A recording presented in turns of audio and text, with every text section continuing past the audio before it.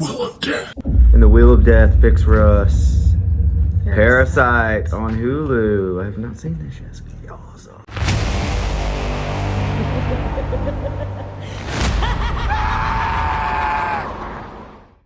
What's up, guys? I'm Luke. Ainsley. And we are Scream Queenie. And today, the Wheel of Death has chosen for us to review a 2019 film called Parasite. This is the first Oscar winner. It won multiple Oscars that we are going to review on the show. So it's pretty exciting. I know it's a pretty well-known film, so there may be quite a few of our viewers that have seen this before. So to start off, it stars Kang-ho Song, Sun-kyun Lee, Yeo-jeong Cho, and Woo-sik Choi are some of the main players there in the movie. And to start off, this movie is completely subtitled in English, and it is originally, I believe, in Korean because the movie is based in Korea. So, you want to go ahead and talk about the story a little bit? All right. The family in the movie are pretty much hucksters. Hucksters. Yes. They're folksy. Okay. They pretty much live their life on the hustle. Okay. And it starts out with the son of the family getting a job as a tutor for the daughter of a wealthy family. And after that, they systematically go through and by nefarious means gain employment from this wealthy family. So they convince this family, the wealthy family, who have two children. They have an older daughter that's in high school, let's say, and a younger son that was like 5, I think, or something like that. 5 or 6 in the movie. Yeah, they convinced the family to hire him on as an English tutor. The Kevin, I believe, is what he went by as far as his Americanized or English name. So he was an English tutor for the older daughter. The daughter of the main family, the hustler family, as we will call them, she basically just Googles art therapy and then gets one of the kids' drawings and convinces the mom to pay her a lot more money than she was prepared to pay, because she convinces her that she knows what she's doing. Even more nefarious means for the mother and the father to get their jobs with the family, right? So the father becomes the driver for the family, because they convince by the daughter of the hustler families, I guess what we'll keep calling them so that we can keep them separate. So the hustler family, the daughter gets a ride home from the original driver and leaves her panties in the car. And we both were like, what is going on here? It didn't... But they're trying to make the family think that, this wealthy family think that he is doing... He's drugging girls and having sex with them in their car. Yes. Basically, having sex with them without their consent, because they're under the influence of something. So they wind up firing him and then hiring the dad for that job. And then with the housekeeper, they get their mom the housekeeper job by convincing them that she has tuberculosis. And that was that with the peaches? Yes, so she was allergic to peaches. And so they were exposing her to peaches so that way she would start to break out, and then with this rash that she has, and then and cough and... Yeah. So, she was highly allergic to peaches. So they got the mom a job that way. Okay. And then, so it all kind of comes together at a part where they are taking the son for a birthday party, right? They're gonna have at the lake. What happened then? Whenever when they were gonna go to the lake, the hustler family kind of takes over their house while they're gone, right? Because the mother is supposed to be a live-in housekeeper for them, and so they are just partying and saying their plans are really somehow they're going to completely take over the house from this family, right? I mean, that's kind of what their pie in the sky dream is, right? Their goal in life is to be able to have a lot of money like these people that they're envious of, right? Without having to do any work. Yes, exactly. You could see that this family is like a family that is dishonest about things, and that they try to connive their way into opportunities for themselves. And okay, so one thing that I'm thinking about, because we were talking a little bit about the the economic status, that the statement that it kind of was trying to make about stuff about the wealthy, and then the haves and the have-nots and that kind of stuff.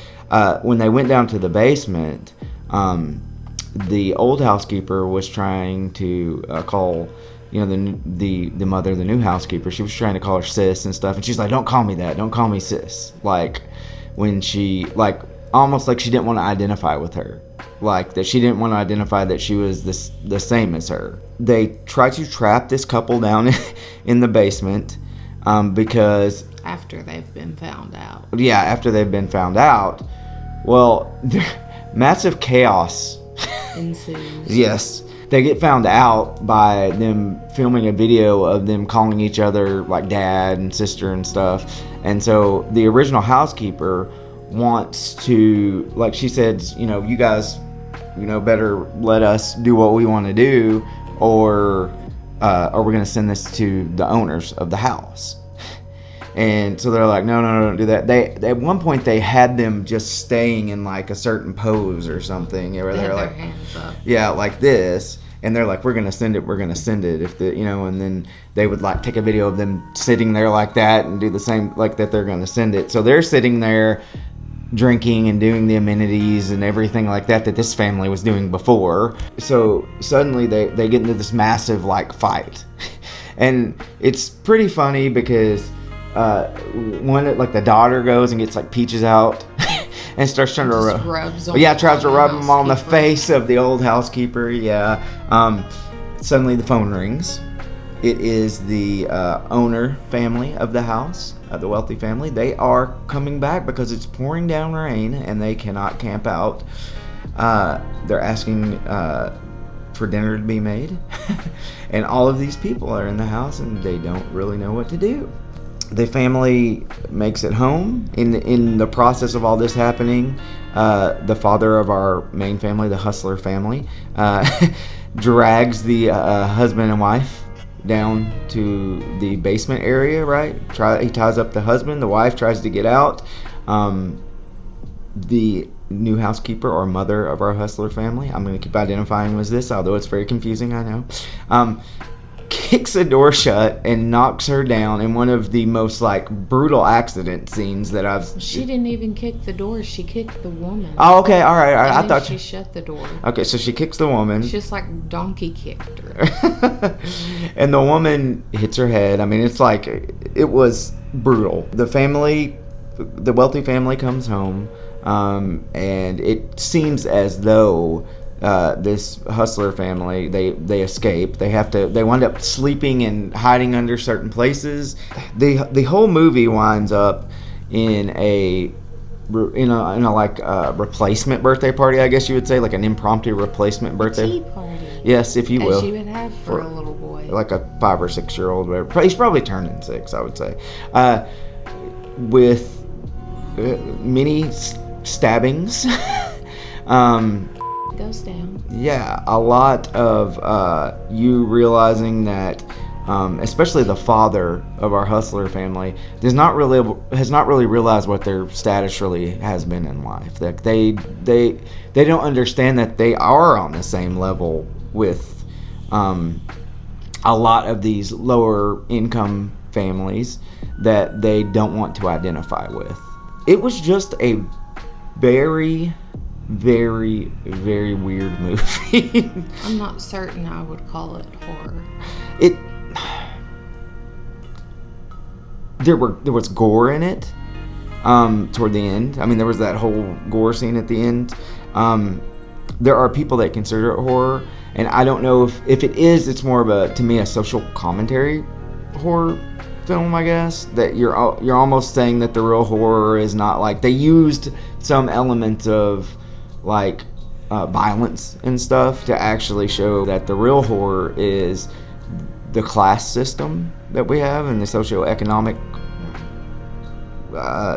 disparity, in the world in general, because you're looking at a totally different country than the one we live in. And I also think part of the disconnect, because after it was over, we discussed it a little bit, and we weren't really sure if we enjoyed the movie or not. Mm-hmm. And some of the disconnect could be cultural.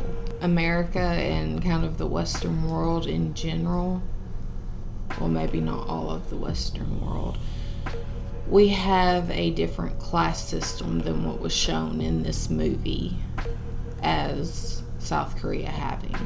There was a lot of statement in the movie about like American culture, or like the United States culture, and like as being like pristine. Yeah, like or the best.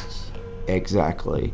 Like if it's made in the U.S., if people go to school in the U.S., or if they're from the U.S., or things like that it's considered preferable. So it almost seemed like that they were trying to embrace that more and trying to think that like that was the way they were supposed to live, I guess, like in some ways too. It's something that I picked up on. I'm not saying that was the whole statement of the movie, but there was a lot of that stuck in there. As far as it being a horror film, though, I mean, there were some cringy moments. Other than like the few times that people did get stabbed or skewered with a sword or bashed in the head with a rock. I wouldn't really... Didn't somebody get skewered with like a real skewer, or were they using that sword? They were using the sword for as like... Which is another thing that's just like like outlandish, right? I mean, it's like... it's over the top. Yeah. But other than those moments, I wouldn't really consider it horror. Well, it wasn't scary. So here's... Well, movies can be scary can be horror without being scary. Yeah, I agree. So just purely for this being like trying to be a horror film or supposed to be a horror film, it is not a bad movie. I'm not telling anyone not to watch this movie because I think there's a lot that you can watch and learn from this movie. I don't think it wasted my time, which I say this a lot on the show, but I don't feel like it was a waste of my time to watch the show.